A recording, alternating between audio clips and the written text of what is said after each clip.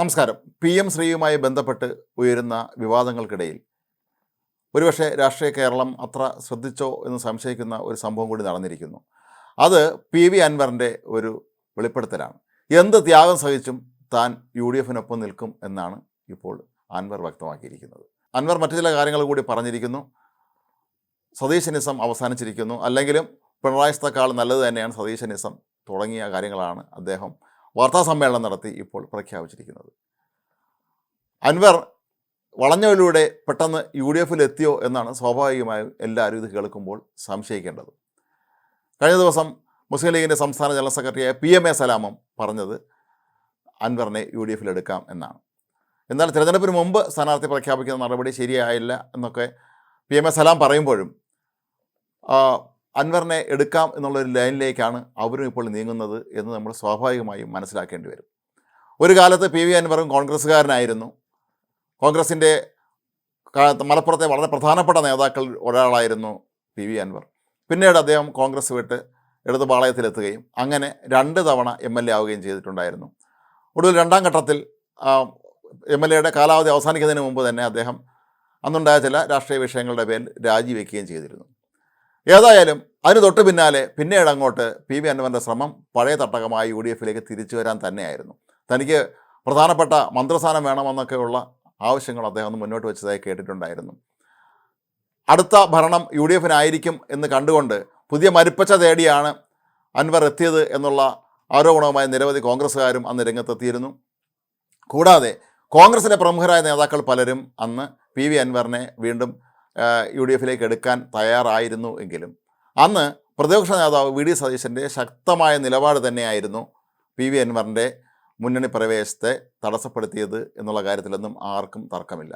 സതീശൻ അക്കാര്യത്തിൽ ഉറച്ചു നിൽക്കുകയായിരുന്നു. കോൺഗ്രസിലെ പ്രമുഖരായ പലരും അൻവറിനെ എടുക്കുന്നതിൽ വലിയ കുഴപ്പമില്ല, അൻവറിനെ സ്വാഗതം ചെയ്യുന്നു എന്നുള്ള രീതിയിൽ പോലും ചിലരൊക്കെ പ്രസ്താവന നടത്തിയിരുന്നു. ഇവിടെ കൺവീനർ ഉൾപ്പെടെയുള്ളവരൊക്കെ തന്നെ അൻവറിനെ എടുക്കുന്നതിനോട് വിയോജിപ്പുള്ളവരേ ആയിരുന്നില്ല.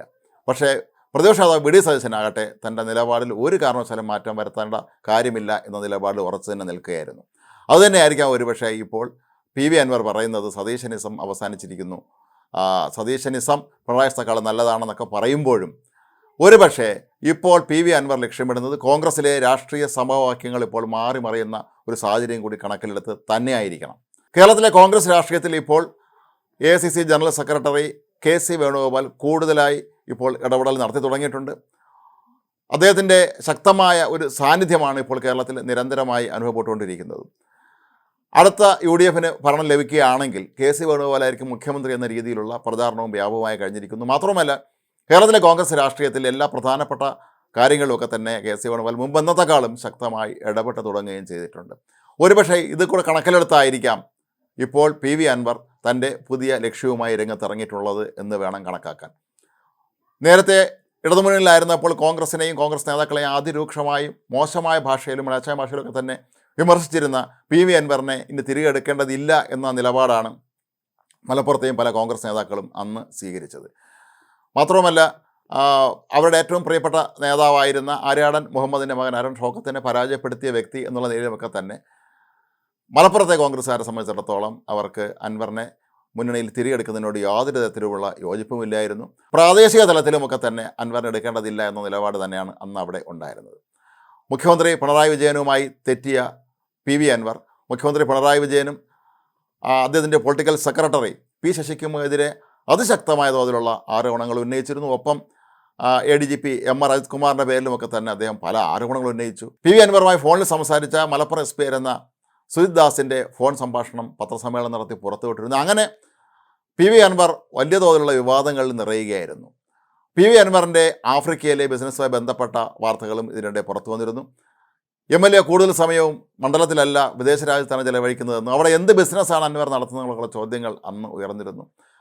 മറുനാടൻ മലയാളിക്കെതിരെ അൻവർ നിരന്തരമായി ആക്രമണത്തിന് തയ്യാറായി നിൽക്കുകയായിരുന്നു. ഇത് മറുനാടൻ മലയാളിക്കെതിരെ ഉണ്ടായ പോലീസ് നടപടികളുടെയൊക്കെ പിന്നിൽ താനായിരുന്നുവെന്ന് പലതവണ അൻവർ പ്രഖ്യാപിച്ചിട്ടുണ്ട്. അപ്പോൾ ഇങ്ങനെയൊക്കെയുള്ള പൊതുവെ സാധാരണക്കാരായ ജനങ്ങൾക്ക് ഒരിക്കലും അംഗീകരിക്കാൻ കഴിയാത്ത PV അൻവറിനെ കോൺഗ്രസ് എടുക്കേണ്ട അല്ലെങ്കിൽ ഐക്യജനാധിപത്യ മുന്നണി എടുക്കേണ്ട കാര്യമില്ല എന്ന് നിരവധി തവണ VD സതീശൻ വ്യക്തമാക്കിയിരുന്നു. ഒടുവിൽ അൻവർ ചെയ്തത് പോയി തൃണമൂൽ കോൺഗ്രസ് ചേരുകയായിരുന്നു. ഈ തൃണമൂൽ കോൺഗ്രസ് ഇന്ത്യ മുന്നണിയുടെ ഭാഗമാണോ അല്ലയോ എന്ന് പോലും ഇനിയും നമുക്ക് യാതൊരു ഉറപ്പുമില്ല. കാരണം മമതാ ബാനർജി ഇന്ന് പറയുന്ന കാര്യമല്ല നാളെ പറയുന്നത് എന്നുള്ളത് കൊണ്ട് തന്നെ അക്കാര്യത്തിലൊന്നും യാതൊരു തരത്തിലുമുള്ള ഒരു ഉറപ്പും ആർക്കും നൽകാൻ കഴിയാത്ത അവസ്ഥയാണ്. ഏതായാലും പി വി അൻവറിനെ സംബന്ധിച്ചിടത്തോളം അദ്ദേഹം കോൺഗ്രസ്സിലായിരിക്കുമോ ചേരുക അതോ ലീഗിലായിരിക്കുമോ എന്നുള്ളതൊന്നും ഇനിയും വ്യക്തമല്ല. ഏതായാലും എന്ത് ത്യാഗം സഹിച്ചും എന്ത് നഷ്ടം സഹിച്ചും ഞാൻ യു ഡി എഫിൽ നിൽക്കും എന്ന് പറയുന്നത് പി വി അൻവറിനെ സംബന്ധിച്ചിടത്തോളം അൻവറിൻ്റെ രാഷ്ട്രീയ നിലനിൽപ്പിൻ്റെ കൂടി ഭാഗമായിട്ടാണ് എന്നുള്ളത് നിസ്സംശയമായ ഒരു കാര്യമാണ്. കാരണം അൻവറിന് ഏത് മുന്നണിയിലാണ് പോകാൻ കഴിയുക? അതല്ലാതെ ബി ജെ പി മുന്നണിയിലോ ഇടതു മുന്നണിയിലോ ഒന്നും തന്നെ ഇനി ഒരിക്കലും പിണറായി വിജയനെ പിണക്കേൻ്റെ പേരിൽ ഇടതു മുന്നണി ഒരിക്കലും ഇനി അൻവറിനെ അടുപ്പിക്കുകയില്ല. ബി ജെ പിക്കും തൃണമൂൽ കോൺഗ്രസ്സുകാരനായ അതല്ലെങ്കിൽ അത്ര നല്ല പശ്ചാത്തലം ഇല്ലാത്ത വ്യക്തിയായ അൻവറിനെ അംഗീകരിക്കേണ്ട കാര്യവുമില്ല. ഈ ഒരു സാഹചര്യം മനസ്സിലാക്കിക്കൊണ്ട് തന്നെയാണ് പി വി അൻവർ വീണ്ടും ഇറങ്ങി പുറപ്പെട്ടിരിക്കുന്നതെന്ന് വേണം മനസ്സിലാക്കാൻ. ഏതായാലും മുസ്ലിം ലീഗ് ഇക്കാര്യത്തിലൊരു പച്ചക്കൊടി കാണിച്ച സ്ഥിതിക്ക് ഇനി P V Anvar U D എഫിൻ്റെ ഭാഗമായി മാറാൻ തന്നെയാണ് സാധ്യത. പക്ഷേ അത് ഏത് പാർട്ടി പ്രതികരിച്ചായിരിക്കും എന്നുള്ളതാണ് വരുന്ന ചോദ്യം.